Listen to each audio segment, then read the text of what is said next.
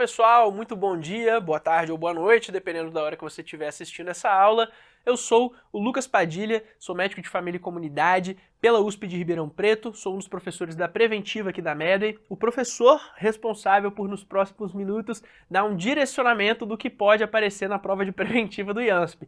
Não tem como eu falar isso sem rir, né? Porque no último ano a gente fez algumas apostas ali, alguns direcionamentos, e não apenas não apareceu o que a gente falou, como não apareceu nada de preventiva na prova do IANSP, né? Então, em vez de colocar 16 questões de preventiva ali e 16 de GO, eles colocaram 16 de ginecologia, 16 de obstetrícia e não colocaram questão de preventiva. Então a gente foi abandonado aí, mas vamos considerar a possibilidade dessa reparação histórica e considerando a possibilidade de ter 32 questões de preventiva esse ano na sua prova, é importante que você conheça o padrão da instituição. Eu também estou torcendo para isso não acontecer, eu imagino que você tenha feito uma cara feia só de ouvir isso aqui, mas de fato, a preventiva do IANSP, historicamente, e mesmo com as mudanças de banca organizadora do processo seletivo, não perdeu a sua característica principal, as suas essências em relação ao que aparece mais em relação à preventiva. Por isso a gente vai destrinchar algumas dessas coisas aqui,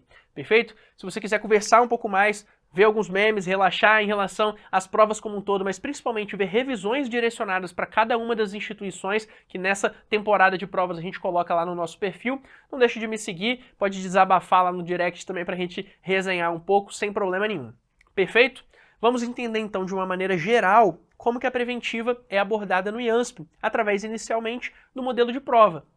Então, tradicionalmente, a gente tem um modelo de prova objetiva, questões de A até E ali, com enunciados muito curtos e objetivos. Não é uma prova que geralmente vai ter um grande caso clínico ali e exigir o seu raciocínio. Pelo contrário, vai exigir um pouco mais de memorização da sua parte. Até tem alguns focos específicos que você precisa raciocinar um pouco mais. O IANSP, por exemplo, quando vai falar de níveis de prevenção, ele pode colocar, em vez de um conceito específico de prevenção quaternária, ele coloca o raciocínio do sobrediagnóstico, ou seja, muitos diagnósticos sendo feitos desnecessariamente, sem mudar ali, por exemplo, a mortalidade de uma doença. Isso é, não fazer esses exames desnecessariamente seria prevenção quaternária, mas ele cobra dessa outra forma com um pouco mais de raciocínio. Perfeito?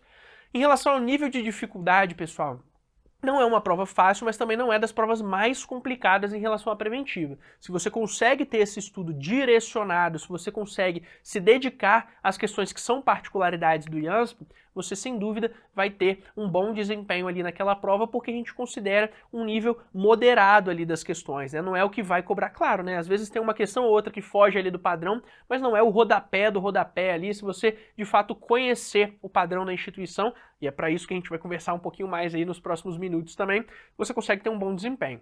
Perfeito? Em relação a imagens, pessoal, não é muito comum que a gente tenha muitas imagens na prova do IANSP. A gente já teve até mais de uma vez questão que tinha imagem sendo anulada no IANSP. Boas questões, uma questão de um pictograma aí nos últimos anos, excelente que tinha ali, mas que acabou sendo anulada. Então, não é muito característico ter essas imagens ali na prova da preventiva do IANSP, tá bom? E quando tem, são gráficos para serem analisados ali para você avaliar, por exemplo, indicadores de morbimortalidade em relação ao gráfico e avaliar das alternativas a correta. Perfeito? Dentre tudo que aparece na prova do IANSP, eu destaquei alguns pontos aqui para a gente conversar um pouquinho mais sobre eles e resolver uma questão de anos anteriores do IANSP de cada uma dessas áreas que eu vou focar aqui com vocês, dessas três que a gente vai conversar. A primeira delas é de um assunto que também é bastante prevalente na prova de preventiva do IANSP, que é o preenchimento da declaração de óbito. E aí, a gente precisa conhecer como que funciona ali a minha folha, a minha ficha da declaração de óbito. Quais são os blocos que eu tenho ali, né? Então, quando eu falo de bloco condições e causas do óbito, especificamente nesse bloco, eu tenho alguns subtópicos que estão ali dentro daquele grande bloco. Eu posso falar aqui se aquele óbito ocorreu principalmente em óbito de mulher em idade fértil. Se o óbito aconteceu tendo assistência médica ou não tendo assistência médica. Se para aquele óbito eu tive diagnóstico confirmado ou não.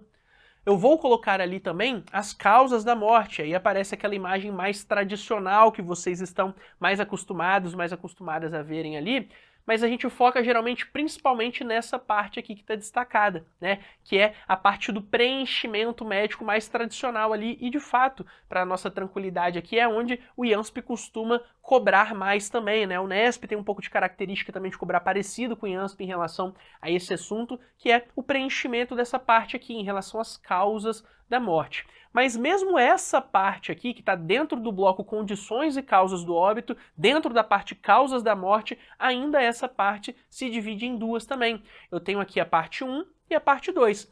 A gente vai conversar sobre cada uma dessas partes aqui. Na parte 1, a gente tem a sucessão dos eventos que desencadearam a morte ali. E na parte 2, condições que estão relacionadas com aquela morte, que contribuíram para a morte, mesmo não estando na linha do tempo ali dos eventos que desencadearam a morte. Então, quando a gente olhar para essa situação aqui, a gente vai ter na parte 1 os eventos que desencadearam a morte, de baixo para cima, em relação à ordem em que eles aconteceram. Então esse levou a esse, que levou a esse, que levou a esse, sempre na linha A, a causa imediata do óbito ali. Nessa primeira parte, com essas 4 linhas, eu coloco a sucessão dos eventos que levaram à morte. Padilha, não entendi, esse que levou a esse, que levou a esse? Dessa forma aqui, meu príncipe e minha princesa, ó, uma causa básica que levou a uma causa intermediária, que pode ter levado a outra causa intermediária, que levou a causa efetivamente do óbito ali, que é a causa imediata. Ah, Padilha, causas intermediárias aqui eu tenho, e aí eu coloco a sucessão dos eventos de baixo para cima, colocando quanto tempo tem. Perfeito. Inclusive, já faço uma observação aqui. O médico ou a médica que está fazendo a declaração de óbito não preenche o CID aqui, tá bom? O CID vai ser lá para quando for para o sistema de informação de mortalidade, isso é padronizado, tá bom? Não é o médico, não é a médica que coloca aqui. Mas você falou de causas intermediárias aqui, Padilha. Eu não sei se todo óbito tem uma causa intermediária. Concordo com você. Então pode ser que a gente tenha causa intermediária, eu posso ter uma, posso ter duas e posso não ter causa intermediária. Se você não tiver causas intermediárias, o que você precisa lembrar é, na linha A está a causa imediata, logo abaixo dela vai estar a causa básica sem causas intermediárias entre elas. Então a causa básica vai ficar logo aqui abaixo. Então não é causa básica na linha D e vai indo dali para cima. Não.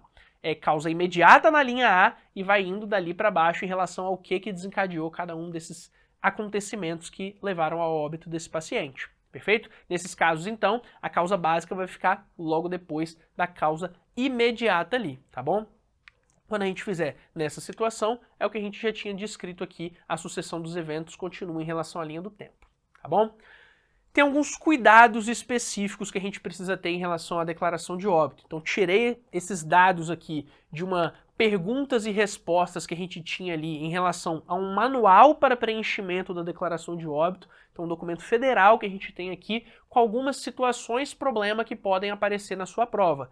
Por isso, e aqui é a aposta do que pode aparecer na prova, eu trago algumas perguntas em relação a como a gente procede nessas situações. Um óbito ocorrido em uma ambulância com um médico. Quem deve fornecer a declaração de óbito, pessoal? A resposta é grande, mas objetiva no final em relação a quem preenche e em quem não preenche também. Se a causa da morte for uma causa externa, quando chegar no hospital, o corpo deve ir para o Instituto Médico Legal. Então, se está na ambulância, por exemplo, tinha médico ali na ambulância, mas foi, por exemplo, vítima ali de afogamento, como a Unicamp já cobrou nesse ano, eu preciso encaminhar esse corpo para o Instituto Médico Legal para fazer esse preenchimento. Agora, a responsabilidade aqui, ó, a responsabilidade vai ser do médico que atua no serviço de transporte. Então, ele estava recebendo esse atendimento. Se a pessoa vier a falecer durante o trajeto ali, o médico da ambulância faz a emissão da DO. A exceção a esse caso é se for mortalidade por causa externa. Por isso, eu destaquei aqui para vocês. Perfeito? Mas, Padilha, nem toda ambulância tem médico. Tem ambulância básica também que vai só fazer o transporte ali, mas pode acontecer também um óbito ali. Nesses casos, esse óbito é considerado um óbito sem assistência médica? Sim, tá bom? Ali naquela ambulância que não tem médico, que não tem médica, a gente considera, se o óbito ocorrer ali, um óbito sem assistência médica, mesmo estando dentro de uma ambulância, de um serviço de atendimento ali, por exemplo, do SAMU. Perfeito? Nesse caso, eu preciso verificar o que aconteceu. E onde que eu verifico isso? No serviço de verificação de óbitos, perfeito? Se eu não tiver certeza que foi uma mortalidade por causas externas, né? Porque se for mortalidade por causas externas, aqui vai valer pra gente o IML, essa máxima, né? Mortalidade por causas externas é feito ali o IML, perfeito? Padilha, questões em relação ao peso, óbitos fetais ali. Recém-nascido, agora eu estou falando, nasceu um recém-nascido com menos de 500 gramas, morreu minutos depois do nascimento. Teve sinal de vida ali. Eu emito ou não emito a declaração de óbito? Eu considero ou não considero um óbito fetal nessa situação aqui? Pessoal, considero ou não considero nascido vivo? Considero. Ele teve sinal de vida ali. Então, até destaquei aqui para você, ó, o conceito de nascido vivo depende dele ter tido sinal de vida, mesmo que por poucos instantes. Então, se ele foi um nascido vivo, ele merece uma declaração de óbito que vai ser fornecida, nesse caso, pelo médico ou pela médica do hospital. Observação aqui, não é óbito fetal. Houve vida fora do útero, eu ia falar intrauterina, extrauterina, perfeito? Então, se é extrauterina aqui, teve essa manifestação de vida, então recebe declaração de óbito. Recebe também declaração de nascido vivo, perfeito? Até para a gente contabilizar ali no sistema de informação de mortalidade da forma mais adequada possível. Diferente do que acontece se eu tiver essa situação aqui, ó. Em caso de feto com 19 semanas gestacionais, emito ou não emito declaração de óbito, pessoal? Nessa situação, conceito internacionalmente aceito, essa é a resposta do documento, tá bom, pessoal? Todas as mortes sem sinal de vida, independente da duração, é um conceito de óbito fetal.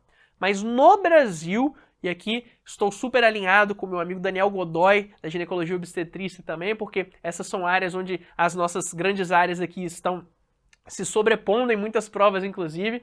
No Brasil, a gente orienta aqui que nessa situação de óbito fetal, por definição, vai ser emissão de DO, a gente só vai fazer em caso de gestação com duração igual ou superior a 20 semanas, ou peso igual ou superior a 500 gramas, ou estatura igual ou superior a 25 centímetros. Qualquer uma dessas situações, se acontecer, acima de 20 semanas, peso acima de 500 gramas ou estatura superior a 25 centímetros, vai ser então considerado ali pra gente esse conceito que vai receber a DO.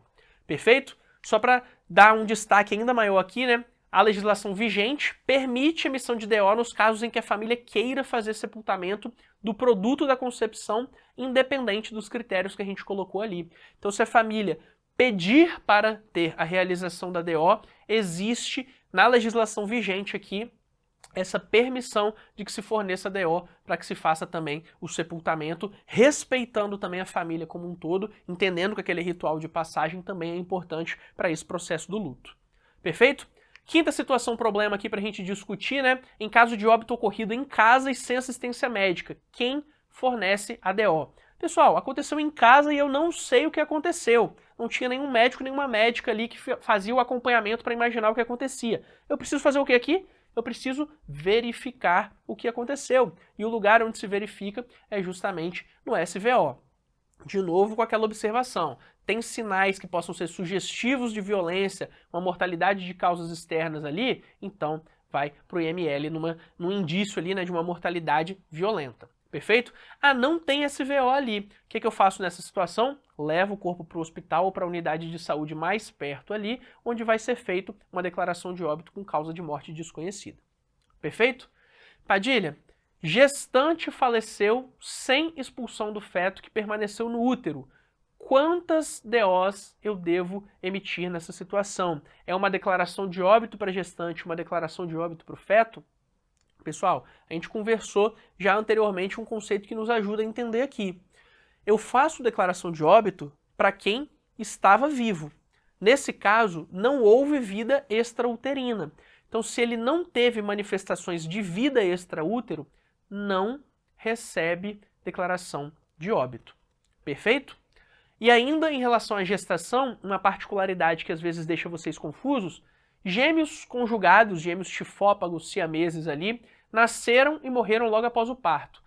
Uma declaração de óbito ou duas declarações de óbitos, pessoal. São duas vidas diferentes ali, então se nasceram, teve manifestação de vida ali extraútero, vão receber de fato duas declarações de nascidos vivos e também duas declarações de óbitos ali, uma para cada bebê.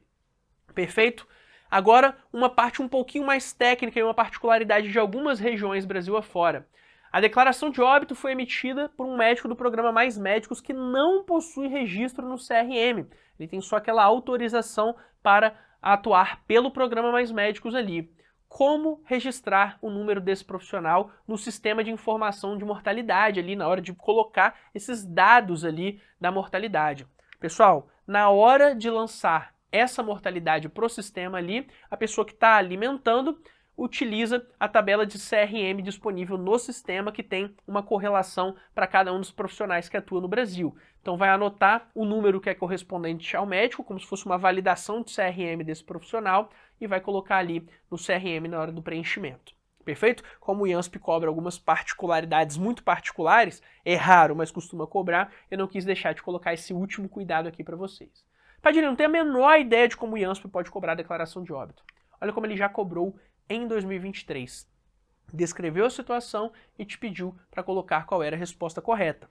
Então, ó, um homem de 75 anos de idade foi levado ao pronto-socorro mais próximo de sua casa com um quadro de piora da insuficiência cardíaca congestiva com dispneia súbita. Então ele está te dando a ordem que as coisas aconteceram.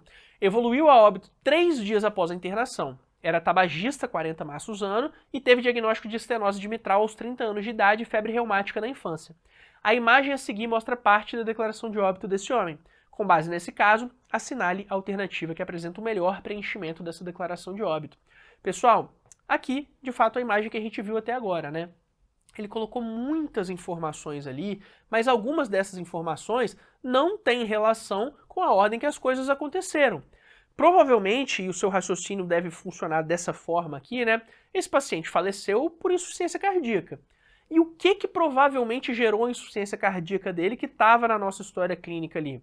A estenose de válvula mitral que ele tinha. Perfeito. Existe alguma coisa na história clínica que pode ter causado a febre reumática? Já dei a resposta, né? Alguma coisa que pode ter causado a estenose de válvula mitral desse paciente? Justamente a febre reumática que esse paciente teve. Então, quando eu organizo ali em relação ao que aconteceu com aquele paciente, esse paciente teve uma febre reumática que levou a uma estenose de válvula mitral, que levou esse paciente a uma insuficiência cardíaca. Perfeito. Agora, pela fisiopatologia da insuficiência cardíaca, tem outra coisa na história que também se relaciona, mesmo não tendo causado o tabagismo, olha eu dando spoiler de novo, mesmo o tabagismo não tendo causado a febre reumática propriamente dito, foi um fator contribuinte quando eu penso aqui na minha doença como um todo, na fisiopatologia da doença. Então, sem dúvida, para esse paciente com insuficiência cardíaca, o fato dele ser tabagista com uma carga tabágica importante ali fez a diferença, que também foi importante. Então vai entrar na parte 2 aqui o tabagismo, porque não tem relação direta com a sucessão dos eventos ali, mas é um fator contribuinte aqui para o óbito desse paciente, sem dúvidas. Então eu tenho aqui, na linha A, esse paciente faleceu de insuficiência cardíaca, que foi causada por uma estenose de válvula mitral, que foi causada por uma febre reumática. Aqui, como um fator contribuinte, eu tenho o tabagismo. Perfeito? Com isso, a gente fecha essa primeira parte da declaração de óbito, que era um pouquinho maior mesmo aqui, e a gente consegue conversar sobre os nossos 2 próximos assuntos. E aqui, o primeiro deles, o indicador de morbimortalidade. Os indicadores especificamente aqui pra gente, pessoal, de mortalidade, tá bom? Porque o IANSP costuma cobrar mais os indicadores de mortalidade do que os indicadores de morbidade, com um foco um pouco mais direcionado aqui no nosso papo sobre mortalidade infantil. Porque vocês costumam confundir, quando a gente fala de mortalidade infantil, a gente está falando da mortalidade no primeiro ano de vida da criança. Mas esse primeiro ano de vida, ele é dividido em alguns componentes e muitas vezes vocês confundem cada um desses componentes. Então, para você não confundir mais, está aqui a tabelinha. A tabelinha que coloca aqui no número, o denominador vai ser o mesmo na hora de você fazer a conta, né? Que é o total de crianças que a gente tem ali. Mas quando eu estou fazendo esse cálculo aqui, dentro do primeiro ano de vida, o numerador vai mudar. O numerador vai mudar da seguinte forma: eu vou colocar aqui dentro do meu numerador a primeira parte de vida dessa criança, a gente vai dividir em neonatal e pós-neonatal. A mortalidade neonatal são as 4 primeiras semanas de vida dessa criança. E aí, a partir do momento que passa a quarta, né, o começo da 5ª semana até ela completar 1 ano, a gente chama esse momento de pós-neonatal. Então essas 4 primeiras semanas são chamadas de neonatal. E as semanas seguintes, até que se complete 1 ano, são o momento pós-neonatal. Só que essas 4 primeiras semanas também tem uma divisão. A primeira dessas semanas é chamada de semana neonatal precoce. Então eu vou ter um indicador de mortalidade infantil aqui, neonatal precoce. e as 3 semanas seguintes dessas primeiras 4 semanas vão ser a mortalidade neonatal tardia aqui.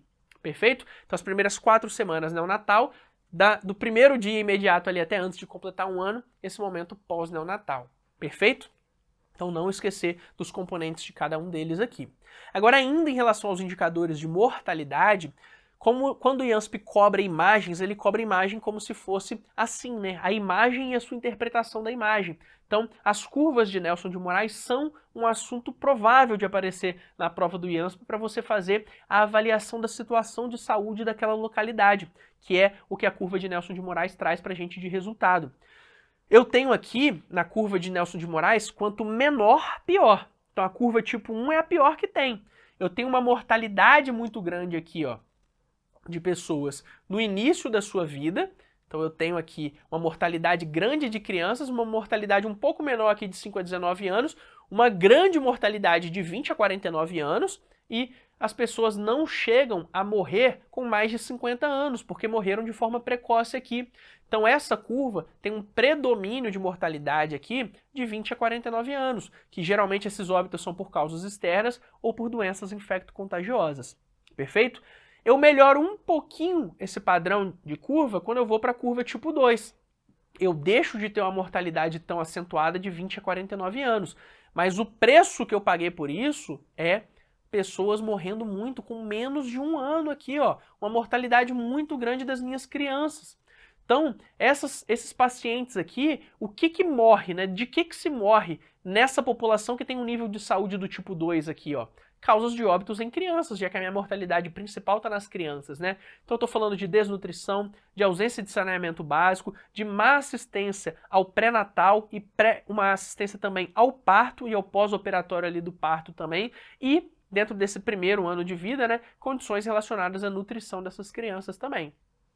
Uma situação de saúde um pouco melhor do que essa é, eu deixo de ter tanta criança morrendo assim e passo a ter mais pessoas tendo uma expectativa de vida maior.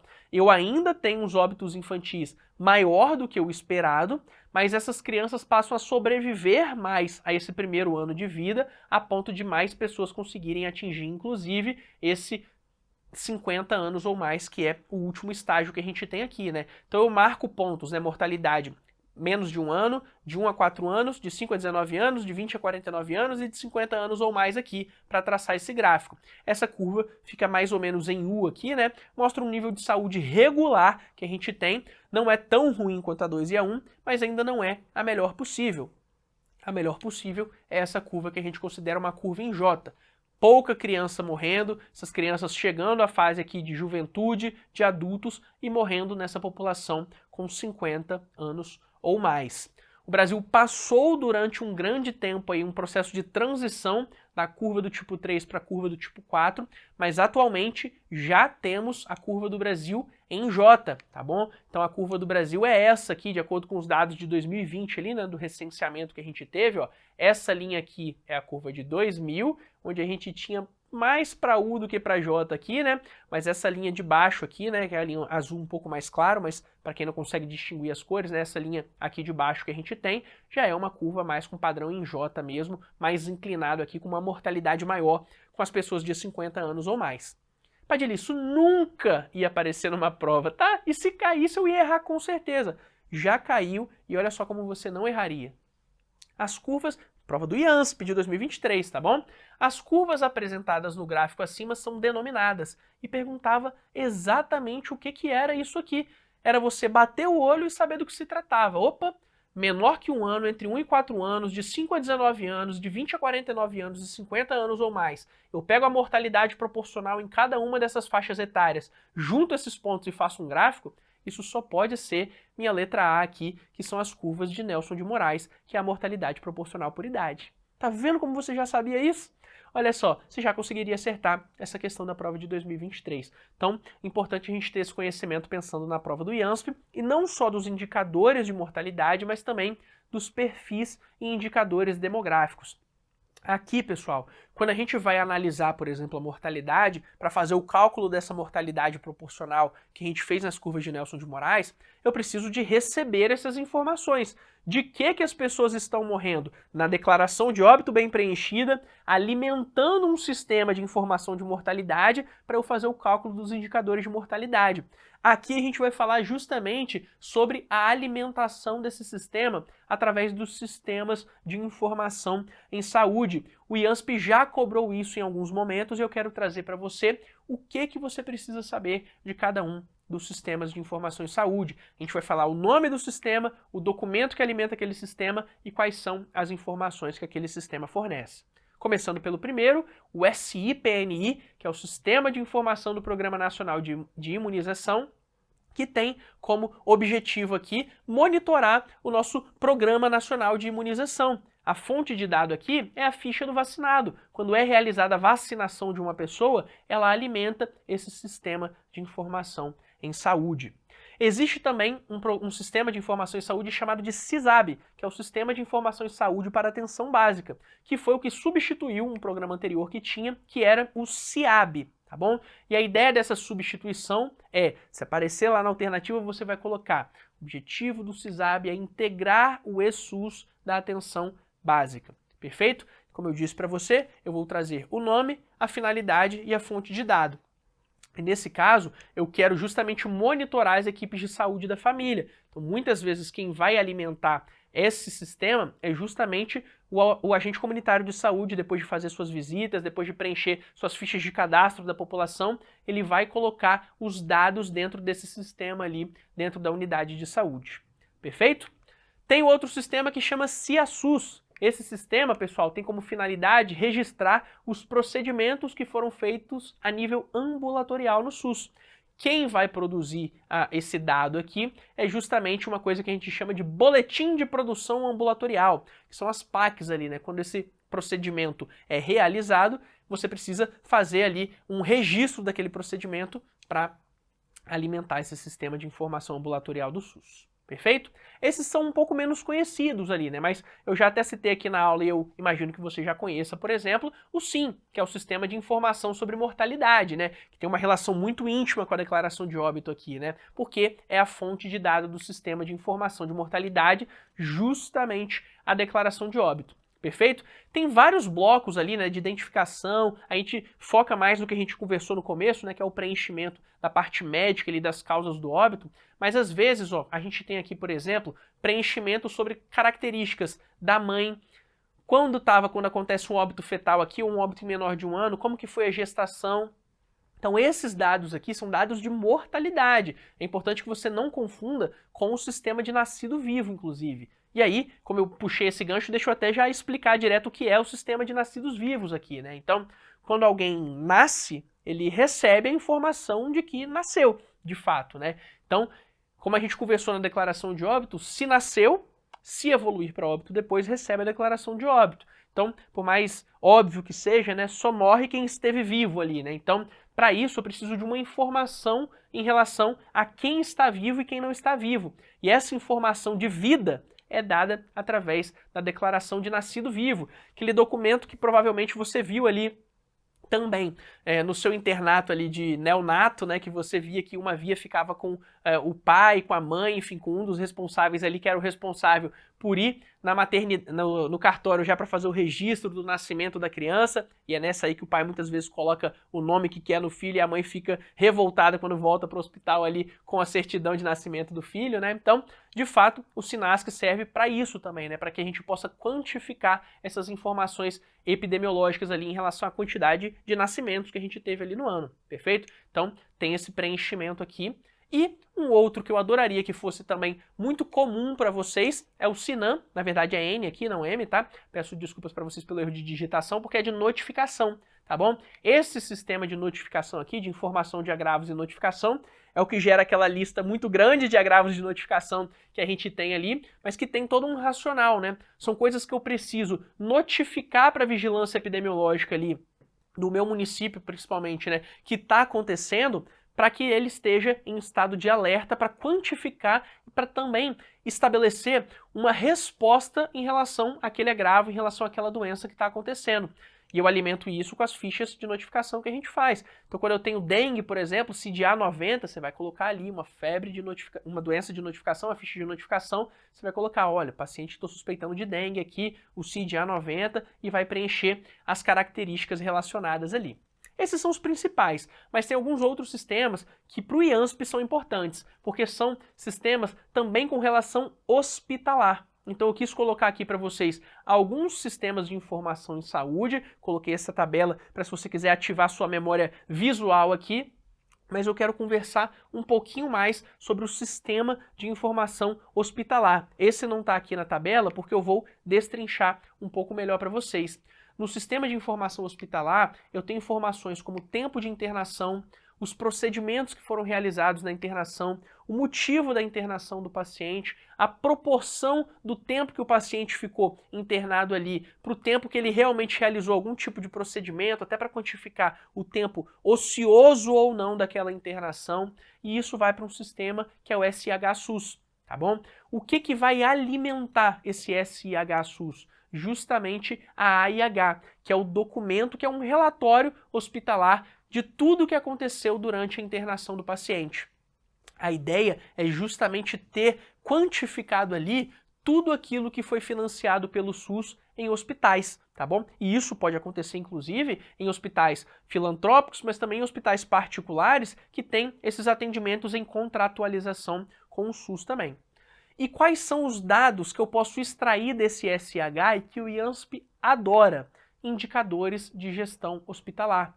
Eu posso falar, por exemplo, a média de leitos por habitantes que a Organização Mundial de Saúde coloca como preconizado ali para as populações. Já caiu no IANSP e eu vou te mostrar essa questão aqui, mas só para você já saber a resposta quando a gente passar por ela, a média é de 3 a 5 leitos por 1.000 habitantes.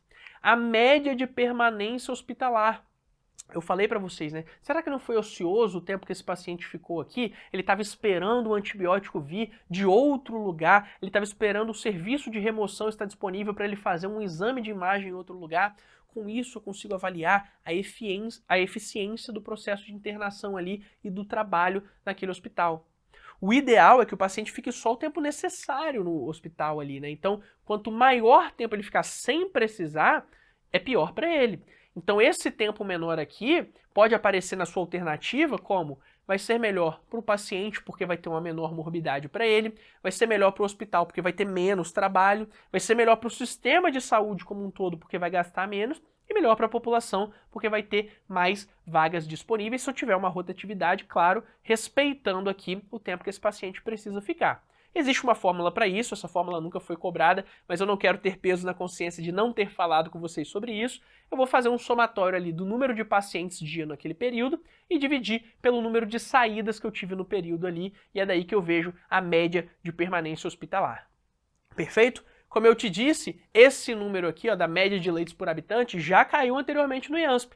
Na prova de 2019, perguntava exatamente para a Organização Mundial de Saúde qual é o número de leitos hospitalares ofertados para uma determinada população, qual é a faixa que deve estar ali numa proporção de leitos por 1.000 habitantes. E essa resposta a gente já sabe agora que é de 3 a 5 leitos por 1.000 habitantes. Perfeito? Uma prova com algumas particularidades, que eu espero que volte a cobrar medicina preventiva e social nesse ano aí, porque eu preciso do meu emprego, mas eu espero principalmente que você consiga ter uma boa prova ali, consiga acertar essas questões que tenha a sua aprovação. Bons estudos para você, um beijo no seu coração, te espero no Jantar dos Aprovados e até a próxima.